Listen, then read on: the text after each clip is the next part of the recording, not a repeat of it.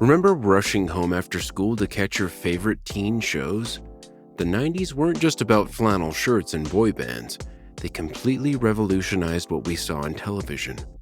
Before streaming services and binge watching, these iconic shows created the blueprint for how teenagers would be portrayed on screen for decades to come. From high school hallways to supernatural adventures, these 10 series changed everything about teen TV forever. Number 1. Saved by the Bell. Remember Saturday mornings in the 90s? While most kids were still expecting their cartoon fix, NBC pulled off something revolutionary. Saved by the Bell transformed what was once cartoon territory into prime real estate for teen programming, creating a cultural phenomenon that would shape television for years to come. NBC executives were taking a massive gamble.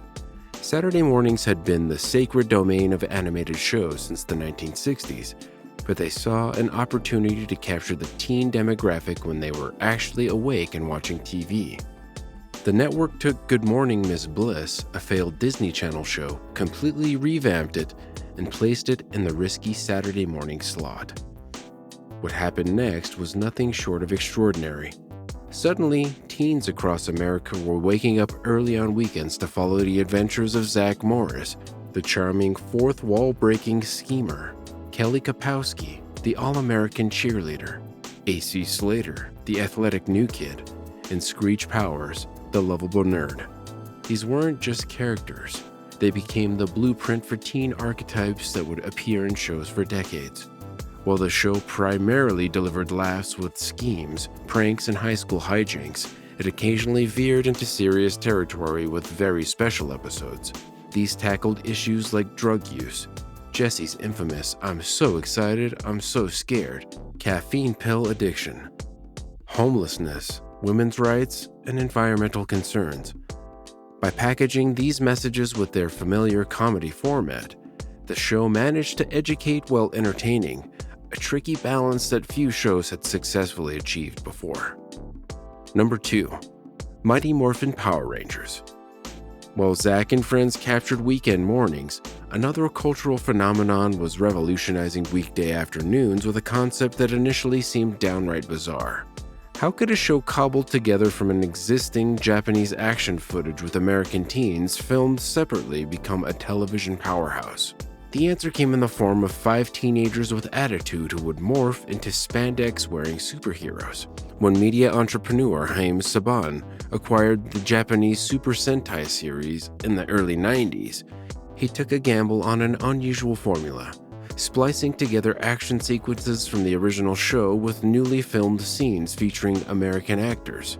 Networks were skeptical, and parents groups immediately raised concerns about the show's fight sequences potentially influencing young viewers. But what truly set Power Rangers apart was its diverse team of heroes. Jason, Kimberly, Billy, Trini, and Zach formed a multiracial team that offered young viewers representation rarely seen on children's television at the time. Each character brought different strengths and personalities to the team, creating identification points for kids from various backgrounds. Number 3. Beverly Hills 90210. While children were role-playing as Power Rangers, their older siblings were discovering something revolutionary on primetime television. Ever wonder why shows today regularly tackle issues like addiction, mental health, and sexual consent? The surprising answer starts with a show about privileged California teens that networks nearly canceled before it changed television forever.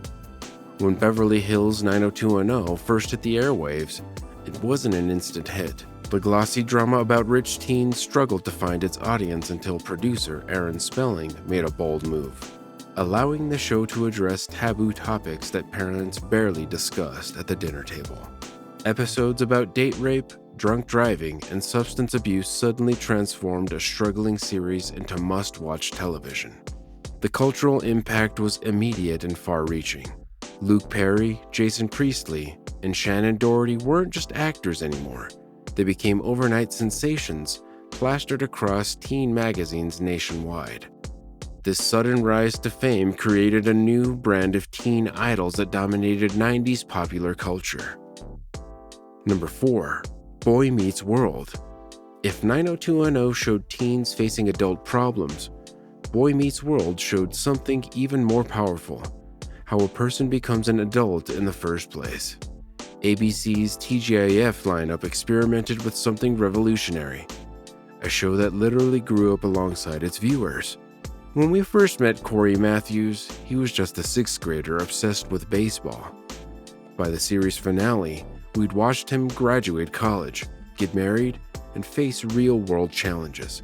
What made this experiment work was creator Michael Jacobs' commitment to authentic character development. As he once explained, the show was deliberately designed to evolve with its audience. When Corey was in middle school, episodes focused on playground disputes and first crushes.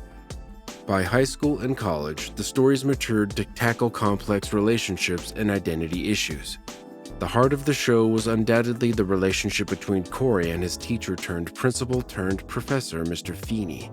Their dynamic created television's most iconic mentor-student bond, a mix of tough wisdom and genuine affection that deepened over 7 seasons. Number 5. Dawson's Creek. If Clarissa changed what teen girls could be on TV, Dawson's Creek completely transformed how they could speak. When the show premiered, audiences were stunned by teenagers who didn't just talk about their problems, they dissected them with vocabulary that would make college professors proud. These weren't your typical like-whatever teens. They were philosophical prodigies discussing existential crises between classes at Capeside High. Creator Kevin Williamson infused the show with his own teenage experiences, crafting characters who verbalize the complex emotional landscapes most teens feel but rarely articulate. The show's writers didn't shy away from controversial territory either. While other teen shows tiptoed around relationships, Dawson's Creek dove headfirst into frank discussions about sexuality and intimacy that had parents reaching for the remote. The cast, including James Van Der Beek and Katie Holmes, often admitted struggling with their elaborate dialogue. As Van Der Beek noted, delivering those sophisticated lines required a maturity that challenged even the actors themselves. The characters didn't just talk about their crushes, they analyzed the psychological underpinnings of attraction while referencing classic cinema and literature. Number 6. Buffy the Vampire Slayer. While one show was confronting the raw reality of family tragedy, another was cleverly discussing those same emotional struggles as supernatural battles. Remember that box office flop about a cheerleader fighting vampires? In a stunning television resurrection, Joss Whedon transformed his critically panned 1992 film into one of the decade's most influential shows by reimagining monsters as metaphors for the real horrors of high school. I wanted to create a show about a girl who was strong and who had a lot of power, but who also had to deal with the everyday problems of being a teenager, Whedon explained. His vision manifested in creatures that represented actual teenage fears. The Masters symbolized the terrifying approach of childhood, while vampires embodied the pressures of conformity and identity struggles. What made Buffy revolutionary wasn't just its monster-hunting female protagonist, though that certainly shattered expectations, but how it balanced horror with humor and heartbreak. The show's witty dialogue and complex season-long story arcs elevated what could have been simple Monster of the Week episodes into sophisticated storytelling that tackled sexuality, death, and self-discovery. Number 7. Sabrina the Teenage Witch. While Buffy confronted supernatural evils with a stake and a quip, another teen hero took a lighter approach to magical adolescence. From an obscure Archie Comics side character emerged one of the 90s most enchanting success stories. Sabrina the Teenage Witch transformed its source material into a delightful blend of witchcraft and typical teen troubles, all centered around a girl discovering her magical heritage on her 16th birthday. What made Sabrina special wasn't just the spellcasting, it was how the show mirrored everyday teenage struggles through magical metaphors. Trouble fitting in at school? Try dealing with that while accidentally turning yourself into a pineapple. The writing team, notably female-led, brought authentic perspectives to Sabrina's journey of self-discovery that resonated with viewers across generations. Melissa Joan Hart's charming portrayal of the conflicted teen which struck the perfect balance between magical confidence and adolescent uncertainty. But let's be honest, it was Salem. her talking cat brought to life through impressive puppetry and animatronics, who stole nearly every scene with his sarcastic one-liners. This perfect combination of relatable teen issues and magical hijinks captivated audiences, with viewership soaring to an astounding 17 million at its peak. In an era when networks still questioned whether female protagonists could carry primetime shows, Sabrina's spectacular ratings cast a powerful spell that was impossible to ignore. Number 8. Clarissa Explains It All. Before Melissa Joan Hart ever donned a witch wardrobe, she was already revolutionizing kids' TV as the girl who spoke directly through our screens. In 1991, Nickelodeon took a massive gamble on Clarissa Explains It All, completely flipping conventional wisdom about what girls supposedly wanted to watch. This wasn't just another show, it was a direct challenge to the Pink Princess paradigm dominating children's programming. Clarissa Darling was a computer whiz who coded her own video games, rocked wildly mismatched outfits that became fashion statements, and, most shocking for early 90s TV, had a boy as her best friend without a hint of romance. Sam would regularly climb through her window via a ladder, establishing one of TV's first platonic boy-girl friendships for the younger set. Number 9. Party of Five. Few shows had the courage to ask what happens when the safety net of adulthood completely vanishes. In 1994, Party of Five arrived with a premise that cut straight to the heart. 5 siblings forced to raise themselves after losing both parents in a devastating car accident. This wasn't just another teen drama, it was a family survival story that stripped away the glossy veneer typical of 90s television. The show almost didn't survive its first season. Despite critics praising its authentic portrayal of grief and responsibility, viewers initially stayed away. The series was on the brink of cancellation when something remarkable happened. It won the 1996 Golden Globe for Best Television Series, drama shocking the industry and securing its future. Number 10. Freaks and Geeks. While Dawson and his friends were busy articulating their feelings with SAT-level vocabulary, another show was taking a radically different approach to teenage life. NBC's Freaks and Geeks dared to show high school as most of us actually experienced it, painfully awkward, socially stratified, and filled with moments we'd rather forget. Created by Paul Feig, who drew heavily from his own high school experiences, the show wasn't interested in glamorizing teen life or giving everyone perfect hair and witty comebacks. Set in the 1980s, Freaks and Geeks followed 2 distinct social groups navigating the treacherous waters of high school. The authenticity was almost uncomfortable to watch. Remember that time you said something stupid to your crush? Or when you desperately tried to fit in with the cool kids?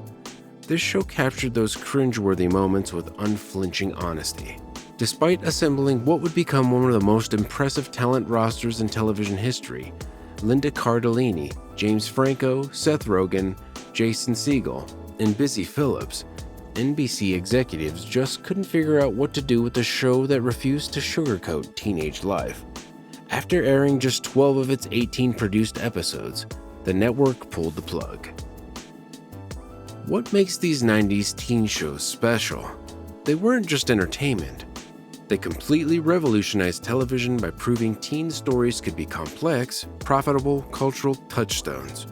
These shows created a framework that influences everything we watch today.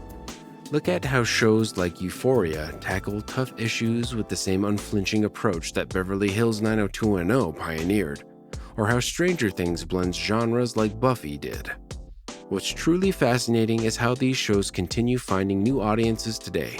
My So-Called Life and Freaks and Geeks have developed cult followings on streaming platforms because their honest portrayal of teenage struggles remains just as relevant now as it was 30 years ago. These shows didn't simply reflect teen culture, they helped create it. They validated the complexity of adolescent experiences and told an entire generation their stories mattered. Looking back, we can see these weren't just TV shows, they were cultural mirrors that still reflect who we are today.